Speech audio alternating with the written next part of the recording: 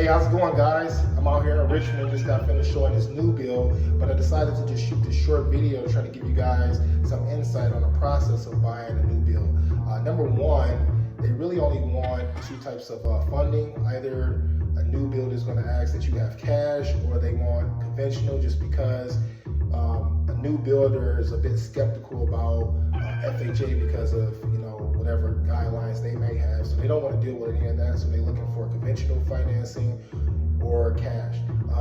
After that, there's this other caveat where, say you go conventional, some builders would just leave it between you and your loan officer to make sure that you have your mortgage ready by the time the house is complete.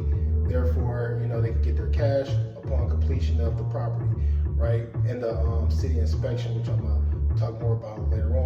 But anywho, some builders will actually require that you go through a lender who do what's called a drawdown. And what that means is, as they're building the property, they will go to your lender to collect on the cost of doing that project, right? So it could be anything from digging a basement to framing to electrical, plumbing, and so forth.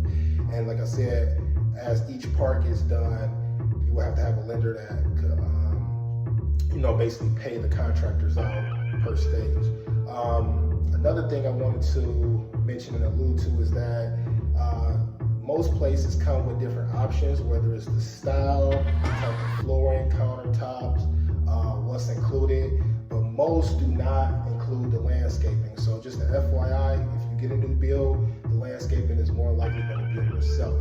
Another thing is, it's going to take about 8 to 12 weeks, 8 to 12 months to complete, depending on how fast materials are coming in and how many workers are able to be on staff and get the job done. And then another thing that I wanted to allude to is, going back to the whole city inspection thing, they will send out a city inspector because it's mandated, it's required. However, the city inspector may miss some things, so you're going to still want to go through the house upon completion before closing on it, just to make sure that certain things are intact, and you want to make sure that you make a punch item list so that you get those issues remediated before closing, because nobody want to spend all this money on a property just to have some eyesores. But again, my name is Bill Buford with Omni Realty. Just give